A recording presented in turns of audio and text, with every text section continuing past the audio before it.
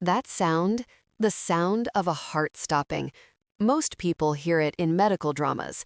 I heard it from the inside. I was drowning in the black, silent depths of anesthesia when my body decided it was done fighting. But in that silence, another sound broke through. A memory, sharp and clear as shattered glass.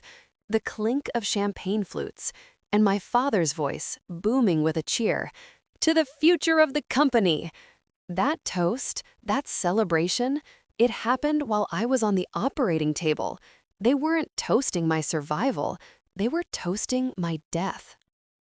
We all have a line, a point of no return.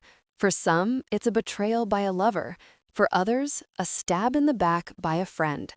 My line was drawn in the sterile, cold air of a hospital by the very people who were supposed to love me unconditionally. This isn't just a story of revenge.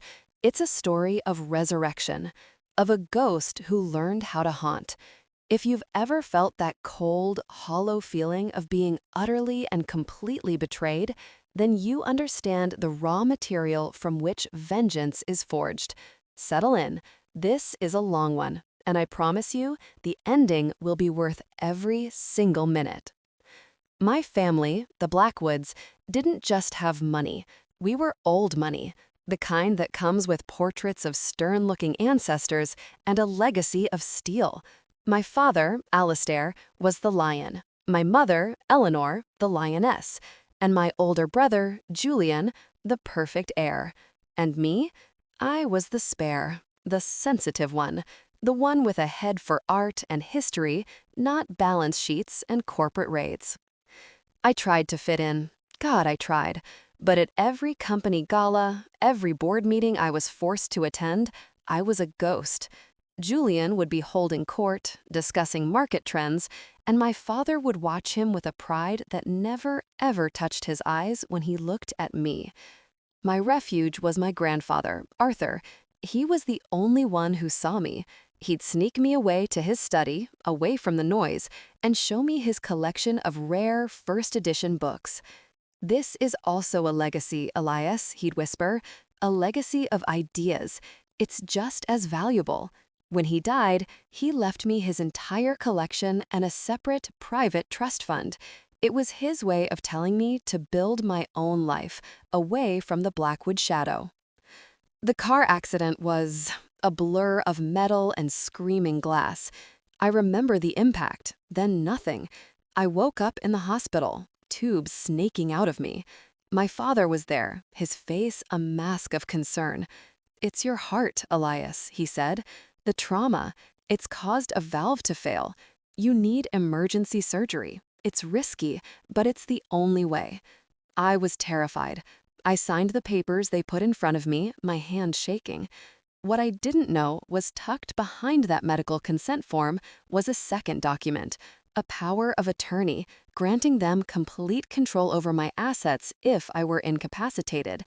I was signing away my life in more ways than one. The surgery went wrong. My heart stopped on the table. For 3 minutes, I was clinically dead. And during those 3 minutes, while doctors fought to bring me back, my family was in the private waiting room. A nurse, a kind woman named Maria, later told me everything. She'd come in to update them, expecting to find a family in prayer. Instead, she found them with a bottle of Betrayal. My father was raising his glass. "To the future," he said.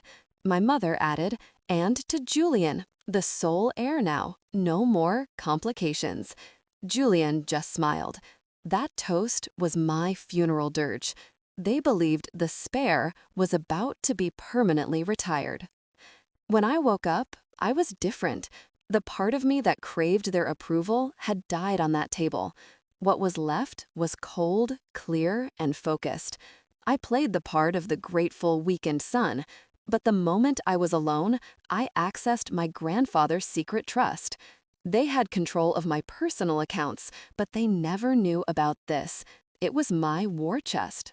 I hired a private investigator so discreet he made ghosts look loud. And the picture he painted was monstrous. The accident wasn't an accident. The brakes on my car had been tampered with, subtly, professionally. The surgery, the failing valve, was a minor, manageable condition, grossly exaggerated by the family's private physician. They had tried to kill me twice, once to silence me, and a second time to make it look like a tragic medical failure, all to get control of my grandfather's fortune, which was legally separate from the main Blackwood empire. Their company, Blackwood Global, was also on the brink. A series of bad investments had left them vulnerable. My inheritance was to be the life raft that saved them. Their toast was a celebration of my murder and their salvation. They didn't just want me gone, they needed me gone. They built their future on my grave. Fine, I'll help them dig it. My revenge wouldn't be a knife in the dark. It would be a siege.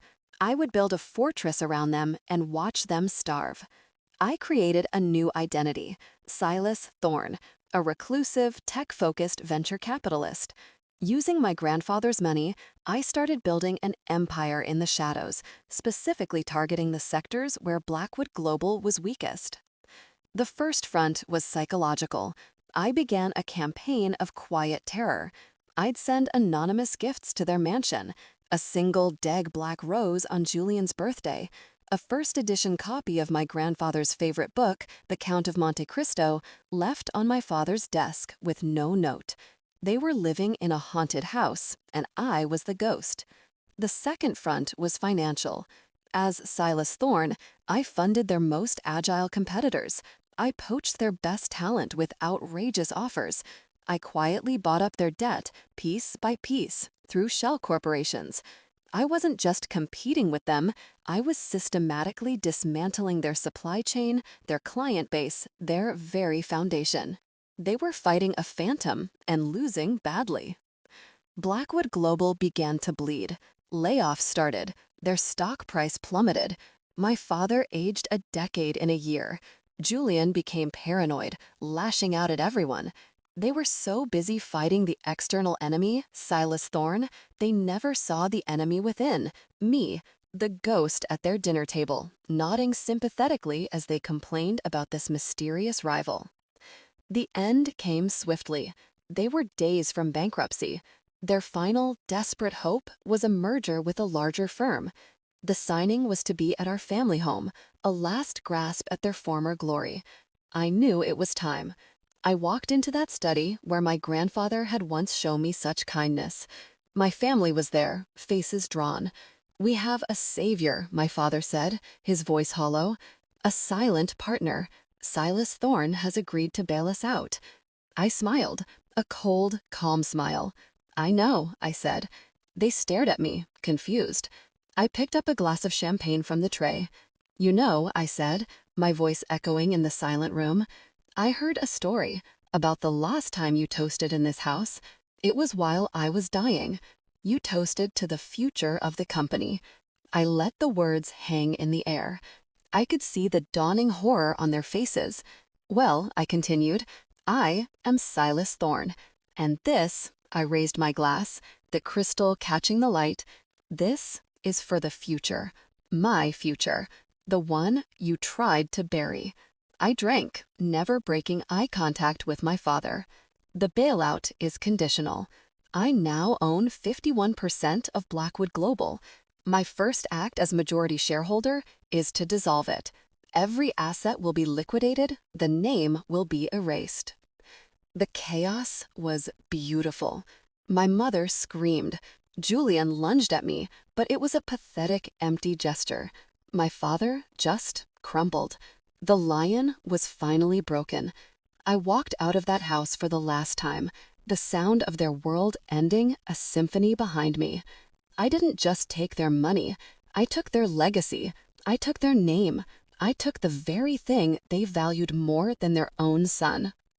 They taught me that family is a transaction, so I became the better businessman. They taught me that blood is cheap, so I showed them the true cost of betrayal.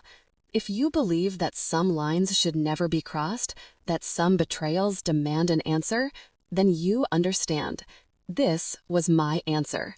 If this story of a ghost who learned how to fight back, leave a like and tell me in the comments what you would have done. And subscribe, because everyone has a breaking point, and the stories of what happens after are the ones worth telling.